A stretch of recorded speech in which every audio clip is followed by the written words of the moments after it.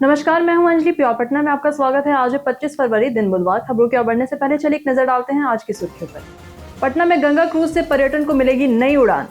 पटना में smart traffic व्यवस्था के लिए लगेंगे 17 नए सिग्नल। पटना में 26 फरवरी को 7 जगहों पर होगा मॉक ड्रिल। बिहार में मॉडिफाइड वाहनों पर ई चालान लागू। बिहार में 1 अप्रैल से बदलेगा बिजली बिल स्ट्रक्चर। चलिए नजर डालते हैं आज की 25 अहम बड़ी खबरों की ओर विस्तार से।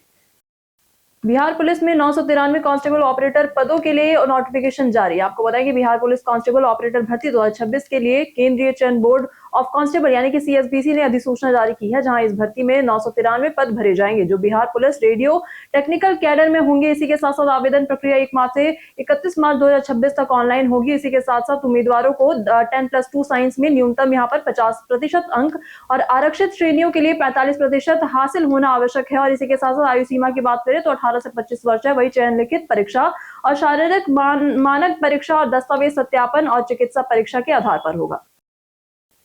पटना के शवदाह में डिजिटल सुविधा उपलब्ध। आपको बताएं कि पटना के बांसघाट में निर्माणाधीन अत्याधुनिक शवदाह में अब ऑनलाइन बुकिंग की सुविधा मिलेगी, जहां व्हाट्सएप चैटबॉट और इसी के साथ साथ 24 घंटे हेल्पलाइन और ऑनलाइन पोर्टल से परिजन घर बैठे अंतिम संस्कार का स्लॉट सुरक्षित कर सकेंगे।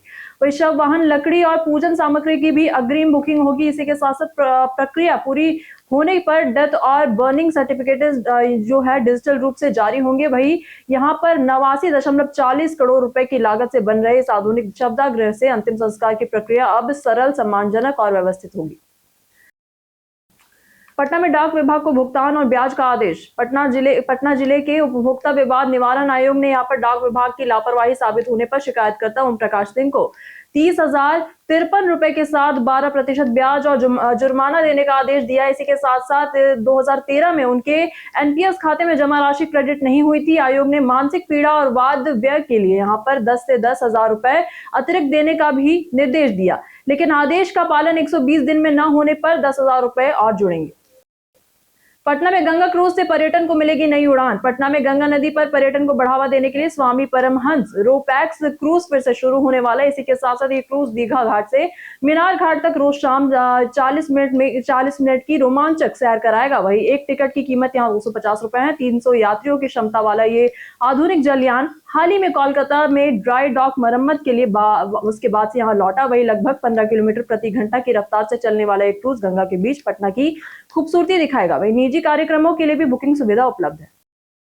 पटना में स्मार्ट ट्रैफिक व्यवस्था के लिए लगेंगे 17 नए सिग्नल। आपको बताएं कि पटना में ट्रैफिक को स्मार्ट बनाने के लिए शहर में 17 नए ऑटोमेटिक सिग्नल लगाए जाएंगे। ये सिग्नल मॉडर्न कैमरा और सेंसर से लेस होंगे। इसी के साथ साथ integrated command and control centre से जुड़े रहेंगे। वही स्मार्ट सिटी सर्वे के अनुसार मीठापुर न्यू बाईपास, मलाही पकड़ी पुल और करबिगैया पेट्रोल पंप, मुन्ना चौक, रूपसपुर पुल और इसी के साथ साथ अन्य प्रमुख चौराहों पर सिग्नल लगाए जाएंगे। वही आरपीएस मोड, जीपीओ पुल और चिल्ड्रन पार्क के पास तकनीकी कारणों से सिग्नल नहीं लगेंगे। वही नए सिग्नल लगने के बाद शहर में ट्रैफिक सिग्नल की संख्या 45 हो जाएगी।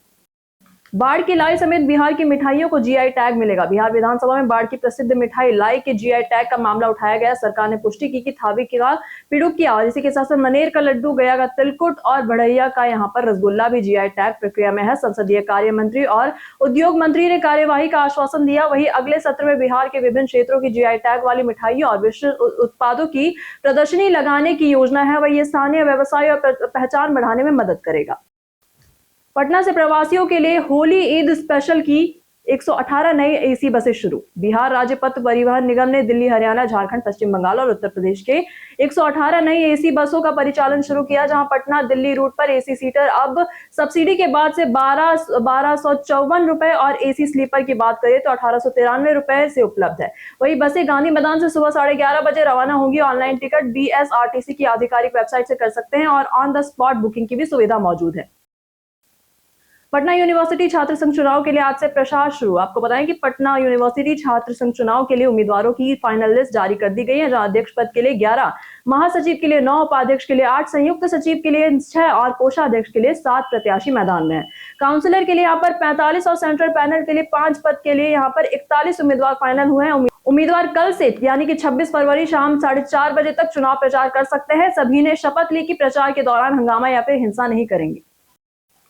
पटना में खसरे का प्रकोप, डब्ल्यूएचओ की टीम चलाएगी 28 दिन तक का कैंप। आपको बताएं कि पटना जिले के बाड़ अनुमंडल के पछियारी मलाही और इसी के साथ साथ सिकंदरा गांव में खसरे के 32 मामले सामने आए हैं। वही पछियारी मलाही में यहाँ पर 19 और सिकंदरा में 13 मरीज मिले। वही प्रारंभ में 5 संदिग्ध सैंपल जांच के लिए पटना भेजे गए, जिनमें से 4 पॉजिटिव पाए गए। WHO की टीम अगले 28 दिन प्रभावित इलाकों में घर घर जाकर टीकाकरण और जागरूकता अभियान चलाएगी। वही जिला प्रतिरक्षण अधिकारी डॉक्टर अवधेश कुमार ने कहा कि अभी इसे टीकाकरण विफलता नहीं कहा जा सकता।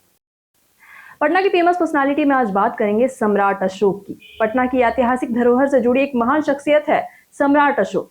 आपको बताएं कि जहां सम्राट अशोक ने पाटलिपुत्र यानी कि आज जिसे पटना कहा जाता है को अपनी राजधानी बनाया और पूरे भारत में शांति और प्रशासनिक सुधार लागू किए। बौद्ध धर्म के प्रचार में उनकी महत्वपूर्ण भूमिका रही। वही कलिंग युद्ध के बाद उन्होंने अहिंसा और धर्म प्रचार को अपनाया। उनकी शिलालेख और स्तंभ आज भी भारतीय इतिहास के गौरवशाली अवशेष है। पटना नालंदा के इनामी अपराधी गिरफ्तार। आपको पता है कि खुसरोपुर पुलिस ने 25,000 के इनामी अपराधी रविंद्र गोप और इसी के साथ साथ सौरभ कुमार को गिरफ्तार किया। वही रविंद्र गोप दानियावा का रहने वाला है और उसके खिलाफ पटना और नालंदा के विभिन्न थानों में हत्या, डकैती, अपहरण और इसी के साथ साथ लूट के दर्जन पर मामले यहाँ पर दर्ज है। दर्जन भर मामले दर्ज है। वही इसी के साथ साथ गुप्त सूचना पर उसे NS-31 स्थित एक होटल के पास दबोचा गया। सौरभ कुमार को उसके घर से गिरफ्तार किया गया। दोनों अपराधियों के खिलाफ खुसरूपुर और आसपास के थानों में लंबा आपराधिक इतिहास दर्ज है। जाने आज कैसा रहेगा पटना के मौसम का मिजाज। आज पटना में मौसम स्थिर और सुखद रहेगा। अधिकतम तापमान 28 से 30 डिग्री सेल्सियस और न्यूनतम तापमान की बात करें तो 16 से 18 डिग्री सेल्सियस के बीच रहने की संभावना है। सुबह से ही पटना वासियों को हल्की गर्मी का एहसास होगा। वही दिन भर धूप के साथ मौसम आरामदायक रहेगा। हवा में नमी कम रहेगी, इसलिए आज बाहर जाने, हल्की सैर या फिर काम करने के लिए मौसम पूरी तरह से अनुकूल रहेगा।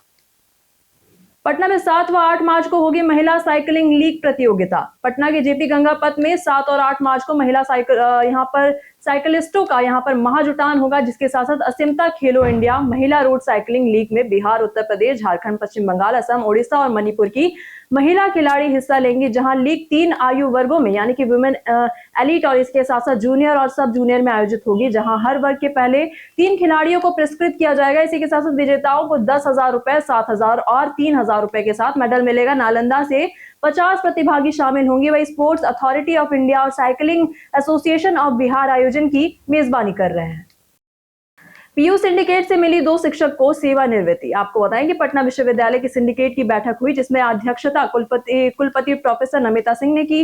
वही बैठक में वित्तीय वर्ष 2026-27 का वार्षिक बजट भी चर्चा में रहा, जहां बैठक में आपको बताएं कि भूगर्भ शास्त्र विभाग के डॉक्टर सीमा जमुआर और इसी के साथ साथ डॉक्टर रविंद्र कुमार को स्वैच्छिक सेवानिवृत्ति के लिए यहाँ पर अनुमति दी गई। इसी के साथ साथ समाजशास्त्र विभाग के लिए डॉक्टर दीपंकर को नियुक्ति रद्द कर दी गई, जबकि डॉक्टर समीर कुमार शर्मा और डॉक्टर सुनीता शर्मा को लियन रहने के लिए स्वीकृति मिली। वही प्रोफेसर NK झा को भी लियन की अनुमति दी गई। पटना में बच्चों को लेकर आंगनबाड़ियों को विशेष सतर्कता का निर्देश जारी किया गया। आपको पता है कि पटना में बच्चा चोरी की घटनाओं में वृद्धि के बाद से समाज कल्याण विभाग ने सभी बाल विकास परियोजना पदाधिकारियों को यहां विशेष निगरानी रखने का निर्देश दिया है। जहां इसी के साथ साथ ICDS जिला प्रोग्राम पदाधिकारी ममता वर्मा के अनुसार बच्चा चोर गिरोह सक्रिय है और बच्चे बहला फुसलाकर उन्हें वो अपहरण कर लेते हैं। और इसी के साथ साथ आंगनबाड़ी सेविकाओं और सहायिकाओं को यहाँ पर निर्देश दिया गया है कि बच्चों को केंद्र से घर पहुंचाते समय विशेष सतर्कता बरते और उन्हें अकेला न छोड़े। पटना में 26 फरवरी को 7 जगहों पर होगा मॉक ड्रिल। पटना में 26 फरवरी को भूकंप से बचाव के लिए मॉक ड्रिल का आयोजन किया जाएगा, जहां 7 प्रमुख स्थानों यानी कि पटना समाहरणालय, JD विमेंस कॉलेज और इसके साथ साथ छात्रावास और विस्कोमान भवन, सिटी सेंटर मॉल, JP सेतु, गांधी मैदान और इसी के साथ साथ IGIMS में ये अभ्यास होगा। जहां DM डॉक्टर त्यागराजन SM ने बताया कि अब सभी जगह वरिष्ठ नोडल अधिकारी और प्रभारी अधिकारी तैनात रहेंगे। जहां मॉक ड्रिल का उद्देश्य कर्मचारियों और आम जनता को भूकंप जैसी आपात स्थिति से सुरक्षित निकासी और प्रतिक्रिया के लिए तैयार करना है। पटना में नकली दवा फैक्ट्री का भांडाफोड़। आपको बताएं कि पटना क्राइम ब्रांच ने नकली दवाएं बनाने वाली तीसरी फैक्ट्री का भांडाफोड़ किया और मालिक ब्रिजेश को गिरफ्तार किया है। वही फैक्ट्री से भारी मात्रा में नकली दवाएं और इसी के साथ टैबलेट और सिरप का बनने का उपकरण जो बरामद हुआ है। और वही टीम ने अरुण की निशानदेही पर यह कार्यवाही की। वही ब्रिजेश ने बिना लाइसेंस और केमिस्ट की गैर मौजूदगी में दवाई और सिरप तैयार कर मार्केट में बेचने का काम किया। बरामद की गई दवाओं में से बहुत सारी दवाएं हैं और अब एक ऑपरेशन में 9 आरोपित गिरफ्तार और 3 फैक्ट्रियों का भांडाफोड़ हो चुका है।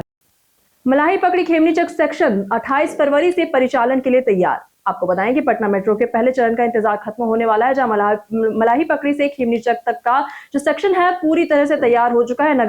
नगर विकास एवं आवास विभाग के सचिव और मेट्रो एमडी संदीप कुमार और आर पुडलकट्टी यहां पर उन्होंने सुरक्षा आयुक्त की है, जहां अंतिम मंजूरी के बाद परिचालन शुरू करने की तारीख 28 फरवरी तय की गई है। वही सभी तकनीकी और सुरक्षा जांच पूरी कर ली गई है। मार्च के पहले सप्ताह से शहरवासी मेट्रो की तेज और सुलभ यात्रा का लाभ उठा सकेंगे। इसके साथ ही पटना जंक्शन और मीठापुर लाइन के बीच निर्माण कार्य अप्रैल से तेज होगा। पटना में 2027 की जनगणना को लेकर हुआ प्रशिक्षण सम्मेलन। आपको बताया कि पटना में भारत की जनगणना 2027 को सफलतापूर्वक संपन्न कराने के लिए यहां पर राज्य स्तरीय 1 दिवसीय प्रशिक्षण सम्मेलन आयोजित किया गया। इसमें सभी प्रमंडलीय आयुक्त और इसी के साथ जिलाधिकारी और नगर आयुक्त शामिल हुए, जहां मुख्य सचिव प्रत्यय अमृत ने कहा कि जनगणना की सटीकता पर ही राज्य और राष्ट्र की नीतियां निर्भर करती हैं। जहां देश की ये पहली पूर्णतः डिजिटल जनगणना होगी, जहां मोबाइल ऐप और सीएमएमएस के यहाँ पर माध्यम से यहाँ पर डेटा संग्रहण किया जाएगा, जहां स्वगणना और 17 अप्रैल से और 1 मई से, जबकि घर घर सर्वे 2 मई से और 31 मई तक चलेगा। बिहार में मॉडिफाइड वाहनों पर ई चालान लागू। बिहार में अब मॉडिफाइड वाहनों पर ई चालान कटेगा। बाइक, कार, स्कूटी, ऑटो और कमर्शियल वाहनों में बिना अनुमति बदलाव करने वालों की पहचान 500 सीसीटीवी कैमरों से होगी। जहां पटना में करीब 20,000 मॉडिफाइड वाहन है और 100 कैमरे यहां पर लगाए जाएंगे। नेशनल और स्टेट हाईवे 41 टोल प्लाजा भी निगरानी में होंगे, जहां मोटर वाहन अधिनियम के तहत यहां पर जुर्माना 5,000 से लेकर 10,000 रुपए तक हो सकता है। वही बार-बार उल्लंघन पर वाहन जब्त या फिर रजिस्ट्रेशन रद्द भी किया जा सकता है। बिहार में 1 अप्रैल से बदलेगा बिजली बिल स्ट्रक्चर। बिहार में बिजली बिल का ढांचा बदलने की तैयारी है और इसी के साथ साथ बिजली रेट स्ट्रक्चर पर फैसला 15 या फिर 16 मार्च को लिया जाएगा और 1 अप्रैल 2026 से लागू होगा। प्रस्तावित बदलाव के अनुसार ग्रामीण क्षेत्रों के घरेलू उपभोक्ताओं के लिए बिजली महंगी हो सकती है, जबकि शहरी क्षेत्रों में राहत मिलने की संभावना है। इस बदलाव का मुख्य कारण 2012 के बिजली बंटवारे के दौरान बकाया राशि पर विद्युत अपीलीय न्यायाधिकरण के आदेश के अनुसार कंपनियों को भुगतान करना है। पटना के पर्यटक स्थल में आज बात होगी कुम्हरार पार्क की। आपको बताएं कि ये बहुत ही ज्यादा ऐतिहासिक जगह है, जो कि खास करके भारत के जो इतिहास प्रेमी हैं उनके लिए बहुत ज्यादा खास जगह है और ये वही जगह है जहां 1913 से भारतीय पुरातत्व सर्वेक्षण ने यहाँ पर प्राचीन पाटलिपुत्र के अवशेषों की खुदाई की। यहाँ मौर्य काल से के जो 80 स्तंभों वाले सभागार और अन्य ऐतिहासिक संरचनाएं हैं और इसी के साथ सभागार में 8x10 स्तंभ थे, जिनकी ऊंचाई लगभग 9.75 मीटर थी। वही माना जाता है कि इसी जगह तीसरे बौद्ध परिषद का आयोजन हुआ था। वही पर्यटक यहाँ मौर्य काल के वास्तुकला और इतिहास का जीवंत अनुभव लेते हैं। एटीएम कार्ड खो गया, तुरंत करिए कदम और बचाएं अपना पैसा। आपको बताएं कि आज के समय में एटीएम कार्ड हमारी जिंदगी का अहम हिस्सा है, जहां अगर आप कार्ड खो जाएं तो घबराएं नहीं। सबसे पहले अपने बैग, जेब और हाल की जगह जांचें और इसी के साथ कार्ड ना मिलने पर तुरंत बैंक को सूचना दें। SMS, mobile app, internet banking या फिर टोल फ्री नंबर से कार्ड ब्लॉक करें।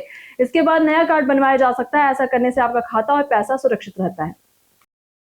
स्टीव बकनर ने सचिन तेंदुलकर को दिए विवादित फैसलों पर माफी मांगी। आपको बताएंगे क्रिकेट इतिहास में कुछ फैसले फैंस की यादों में हमेशा रह जाते हैं। ऐसा ही सचिन तेंदुलकर के साथ हुआ जब ऑस्ट्रेलिया में अंपायर स्टीव बकनर ने उन्हें 2 बार गलत आउट दिया। इसी के साथ साथ 2003 ब्रिस्बेन टेस्ट में यहाँ पर गेम स्टंप्स के ऊपर थी और 2005 सिडनी में बल्ले से दूर कैच आउट दिया गया था और उस समय डीआरएस नहीं था, इसीलिए सचिन ने फैसले का सम्मान किया। वर्षों बाद बकनर ने इस गलतियों के लिए सचिन तेंदुलकर से माफी मांगी और ये जो स्पीकर होती है खेल की गरिमा और सचिन की महानता को दर्शाती है, जिन्होंने हमेशा मर्यादा बनाए रखी।